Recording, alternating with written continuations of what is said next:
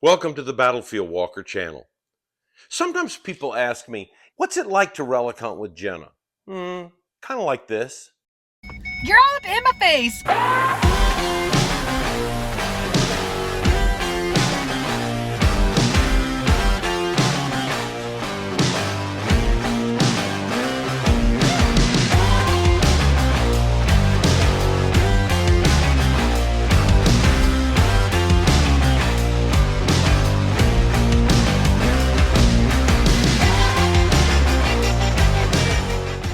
Today I'm going to tell you a story about how helping out a friend led me to that 32-pound Civil War Cannonball right back there. But before we do that, I want to take you on a little colonial relic hunt that Genna and I recently took. In fact, it was yet another trip where she pretty much cleaned my clock. So if you're really not interested in the relic hunt and you just want to hear the story of the cannonball, feel free to skip ahead to the end of the video and watch that. But I hope you'll come along on this relic hunt. The sonar stops you dead in your tracks. Were you recording? I was. Sunshine here has given me a new program. And Sonar. she says it's going to stop me in my tracks. Dead in your tracks. I know last time you saw something that scared you a little bit. What?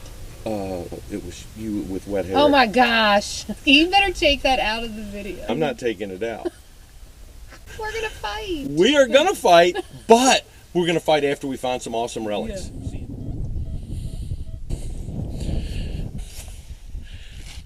Modern bullet, I think. Yeah. Just got started here. It's early morning. Think I see it. Buckshot. All right, this sounds suspiciously like aluminum, and that's what it is. Genna put sonar on my detector. I see something that looks like a piece of aluminum junk right there. Yep, that's it. Darn it. That is a wire connector or a piece of copper wire. Oh, man. Aluminum. What in the world are you doing? Listen to that. That's a deep hole. Ooh. I found 3 fat buttons so far. You found 3 flat buttons out here? Uh-huh. Good for you. All right, it's just nothing but a little buck, I think. So 3 flat buttons. Did you say one of them had some gold gilt on it? Yeah, you can't see it right now, but I think that's a Colt pistol bullet. This ought to be a good target. Listen. Maybe I'll get something here. Aluminum. Doggone it. Is that a piece of aluminum foil? It sure is. Back to the scary bridge. Fourth attempt. 3rd time's the charm. Maybe this is the time the bridge breaks.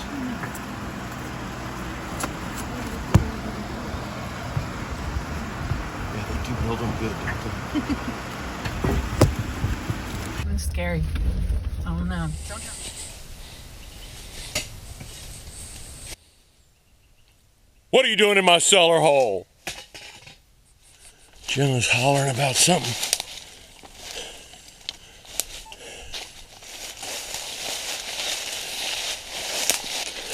Yeah. Oh! Ooh. What is it? Genna, that's either a spring house or like an ice house or something. What is this, Genna? I don't know. You going in? I'm not going in there. Why? Absolutely not. You can go.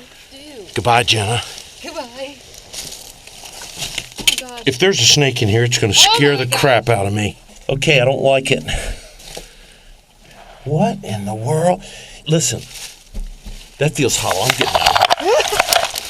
So my dad said they had a dairy. They would have a place where cold water would come into the to the room, and he'd keep his milk and butter in here.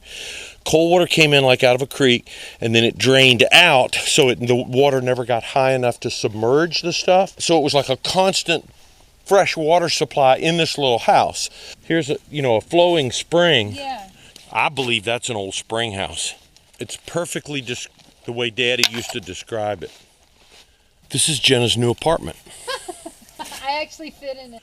whatever it is to be out here. I mean, look where we are, guys. We are out in the middle of nothing, and then you're just walking around in these thick woods, and all of a sudden this pops up. I did the find of the day. You did. But is it a button? Yeah, but it's got holes in it. Don't say I never gave you nothing. I'm just kidding. I want that back. I've seriously been skunked today. Okay, it's deep. What is that? That looks to me like a radiator hose with a clamp on it. No, harmonica reed. Okay, yeah. Well, at least I got something. Got a good signal here, but it's very deep. Pulled up a little piece of pottery. What is that?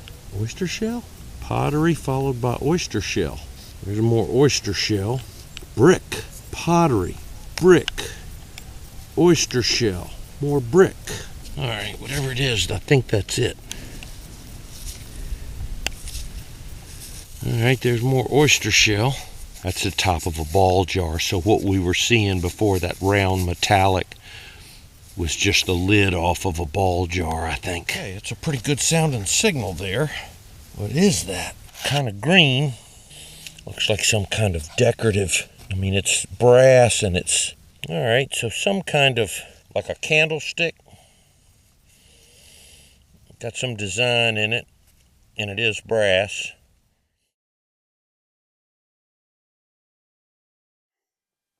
I told you that I was going to tell you the story of how helping out a friend of mine led me to a 32-pound Civil War solid shot. Some of you months and months ago watched a video that Mud Duck and I put together of a man who was left an incredible Civil War collection from one of the old-time hunters who started relic hunting in the 1960s. He passed away late last spring, and he left his entire Civil War relic collection to this relic hunter friend of mine. This collection included hundreds and hundreds of beautiful dug relics, buttons and buckles and plates and swords and muskets and intact cartridge boxes and pieces of uniform. Some of these things, of course, not dug, but were probably pulled out of somebody's attic or barn or basement. Well, fast forward a few months. My friend called me last week. He was not only left the Civil War relic collection, but he was left the entire contents of this man's home and barns and shop and outbuildings and just everything. And he said, I'm down to my last 24 hours, and what's keeping me awake at night is thinking, did I miss something that I should have recognized as of some historical significance? He said, I just need another set of eyes, preferably somebody who sees things through a historical lens. Would you mind coming and just walking around the property, through the buildings, through the house, and just look to see what you can see? Well, boy, that was right up my alley. I got there, and what greeted me was a massive, massive responsibility. This gentleman, he was one of those guys that whenever he saw something that somebody else was throwing out, he was thinking, I may need that someday. I'm going to hold on to that. In the backyard alone, they found 6 Civil War cannonballs that this old collector had just laid up against the roots of a tree when he brought it back out of the woods, or put up next to the back of his house or whatever. But there was just everything in this place, everything from an old Datsun Bluebird station wagon car to tools to work with iron and iron forges and cold forges. He found enough lead to fill a wheelbarrow that this man had melted down over the years. The old original collector enjoyed distilling his own adult beverages. Look at all this.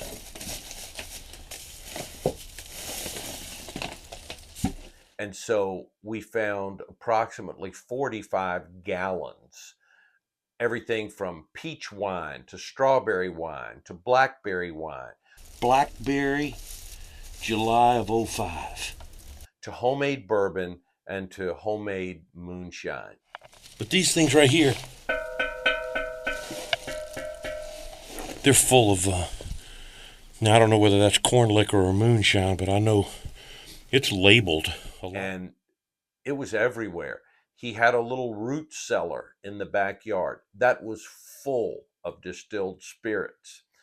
Some of them going back to 1975. And I'm not a drinker, but I'll bet that stuff would put you on your behind pretty fast. He had old cast iron cooking pots of various sizes, glassware just everywhere. But my goodness, what a bunch of stuff. It was mind-boggling to think of the work that it was going to take to move all of this stuff. But I told you that I was going to tell you how helping him led me to this cannonball. Well, I had several hours that day, and when I arrived at the place, he was busy collecting things and loading trucks and trailers, and he said, all I really need you to do is just walk around through everything, see what you can find, see if I missed anything.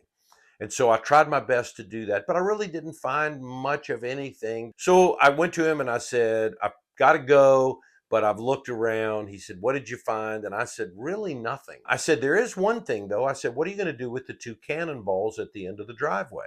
He said, what 2 cannonballs? What are you talking about? And I said, the 2 cannonballs that he put on top of those stone pillars at each side of the driveway. And he said, those are real? And I said, oh yeah, they're real. He said, I've only got 24 hours to finish picking up all this other stuff. I don't know that I have time to try to chip them out of that mortar and save them. And I said, well, then can I buy one from you? And he said, you think you can get them loose? And I said, oh yeah, I can get them loose. And he said, I tell you what, he said, if you can free both of those cannonballs and get them both loose, you can have one. And I said, I'm your huckleberry. Well, I got out there and I chipped everything loose and I freed both cannonballs, gave one to him. He gave one to me. I was very, very grateful to him for that. Turned out these were 32-pounder solid shots. They were almost exclusively naval cannonballs. When the ball was fired, it was fired just a couple of feet over the surface of the water. The idea was to make the cannonball skip over the water's surface and hopefully hit the enemy ship really low, close to the water line. This is the cannonball here.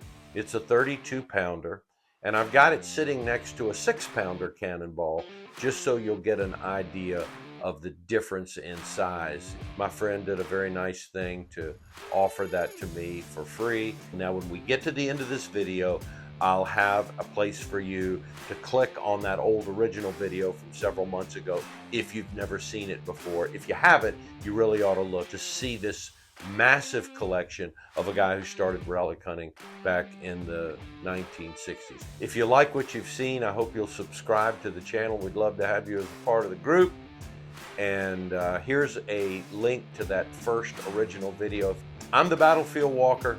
Until I meet you again, be good and say your prayers.